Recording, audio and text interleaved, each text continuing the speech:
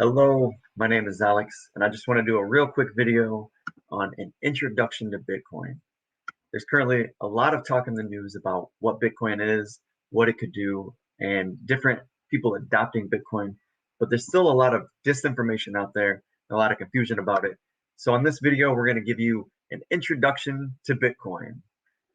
So what Bitcoin is a separation of money and government. It's interesting because the people who created it, or the person who created it, is considered from an era of cyberpunks. And what they wanted to do was create an intersection of economics and technology. And so they want to separate money and government by bringing together technology and economics. And what the creator was doing was they were trying to solve a problem. So the creator is Satoshi Nakamoto, and it's actually a pseudonym of either a person or a group. It's really interesting because the creator is a mystery. Some people like to predict it might be Elon Musk, it might be so and so, and maybe this person, maybe that person, but we have no idea who it is. And it's very interesting because the person did not need to have credit of creating this; they just needed to solve a problem. And so, what was that problem? Well, they created it in 2009 after the Great Recession. So we remember back 2008, the economy crashed, all the banks got bailed out, and Satoshi Nakamoto, Satoshi, I'm just going to call him Satoshi, they wanted to create this as a solution to that rigged financial system. Their whole entire goal was to decentralize money. So what is Bitcoin? Well, Bitcoin is a digital currency, and you can store it, exchange it, and make payments with it, just like any other money, but it's completely digital. And the really interesting thing is it's a decentralized structure and an opt-in model. So I'll go into that in just a few minutes. So first, I just want to tell you that it's kind of like a peer-to-peer system. Think about how Airbnb made it so that you no longer had to go through a hotel chain. You could just book with a person who had a room available. Peer-to-peer took away the middle person. And so what Bitcoin is peer-to-peer money. Instead of having governments control and manipulate it, banks inflate it and manipulate it, and charge exorbitant fees, they made it so here, just have control of your money together. It's a decentralized system, meaning that it doesn't have any central hub or any insinuation like banks that control the amount of Bitcoin. And it's safe and secure without any interest fees and corruption. It puts you, the seller, and you, the buyer, in charge of your money. And it's done on this blockchain technology. I'm not going to go into detail on this video, but make sure you check out the next video. I'm going to tell you all about blockchain technology so you can truly understand that and get what that is. But that's the backbone, the technology of what Bitcoin is. And it's also revolutionized other industries. And it's very interesting. But back to Bitcoin. So it's a new type of digital money. And like I said, you can store it, exchange it, make payments with it. But the key to what makes Bitcoin different from national currencies like our US dollar or the euro or the Japanese yen lies in its decentralized structure and opt-in model. What does this mean? With centralized fiat money, it's literally just money by decree is what fiat means. Its currency is issued by central banks, and citizens are forced to use the money of their nation. With the exception of cash, which is becoming increasingly rare, transactions are made through intermediaries like banks and payment gateways like maybe Visa, MasterCard, American Express.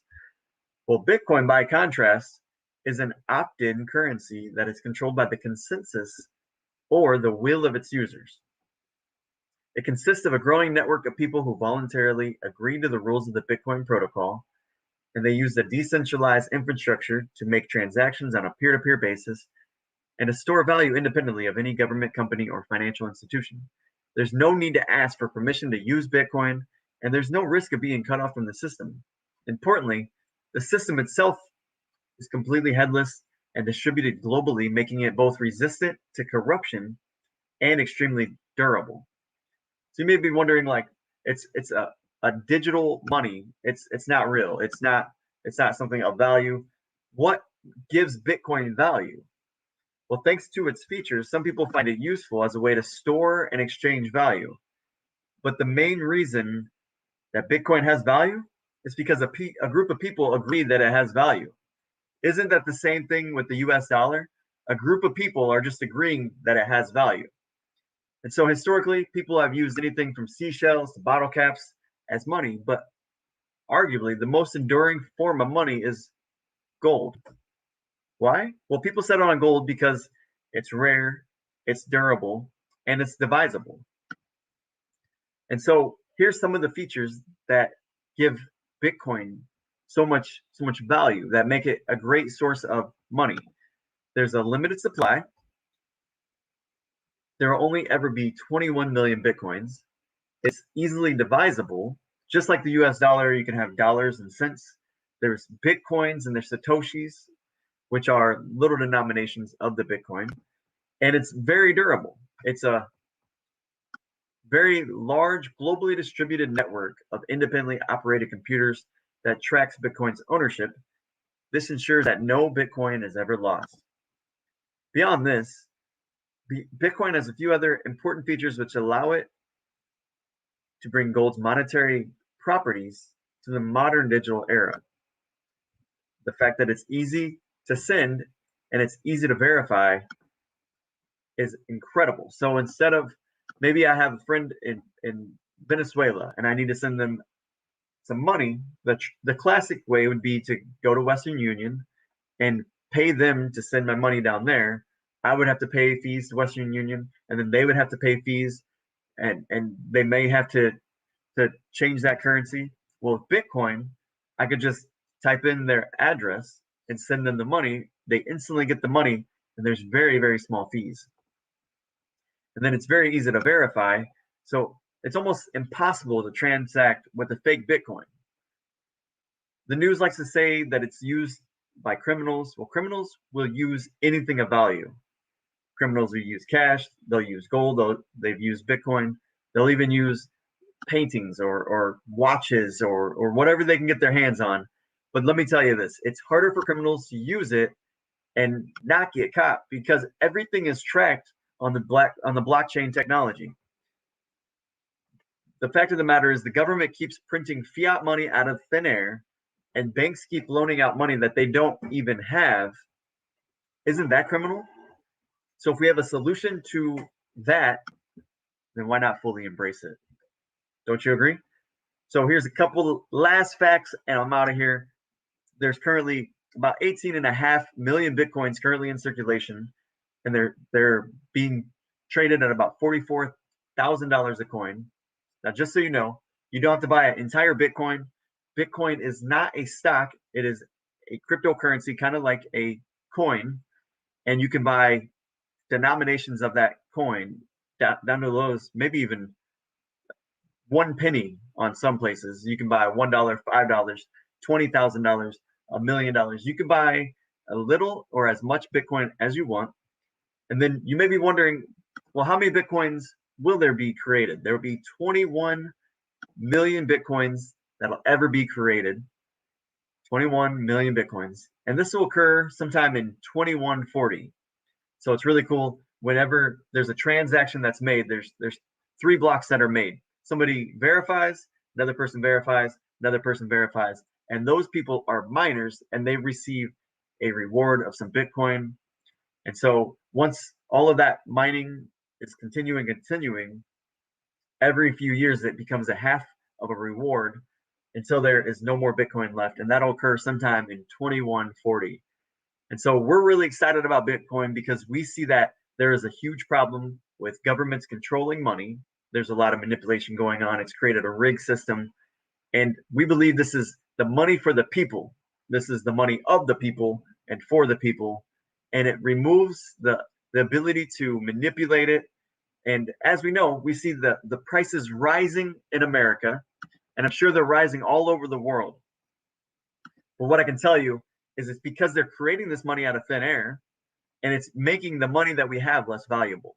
So I think about maybe my grandmother who's on a fixed income, or my friends or my neighbors that are earning a certain amount of money, and then the prices are going up, and they're not able to buy as much. So it's literally harming people.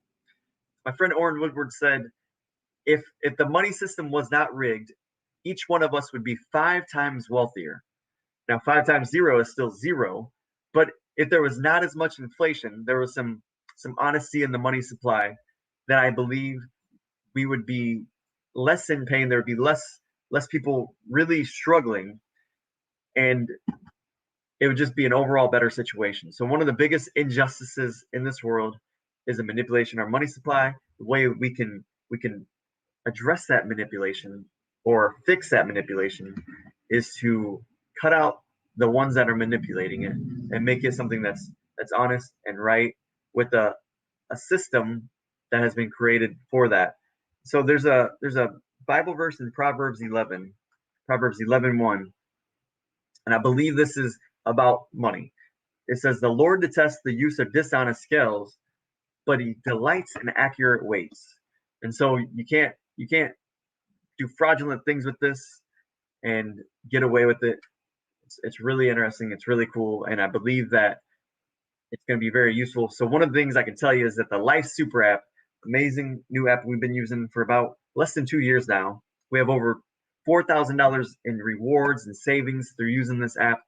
They're making it so now that the cash back and the divs that you earn can now be transformed into Bitcoin just with the click of a button. So there's no risk. You don't have to put your own money into it, and there's going to be all reward. You can store it in there, hold it, let it grow in value. You can sell it and spend it, or you can just choose not to even transform your cash back and divs into that and just spend those rewards just on the things that you're buying every day. It's super cool. It's super interesting. I can't tell you much right now because we got to go. So get in touch and we'll share more. Drop a comment down there saying, tell me more.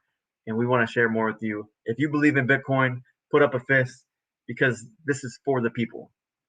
And so I just want to be able to share this with you. Hopefully, you learned a little bit. It was helpful. And we can make this world a better place together. I believe in you. I see you. I don't know what I say. I believe in you and I love you. I'll see you at the top. So I'll see you real soon. Peace.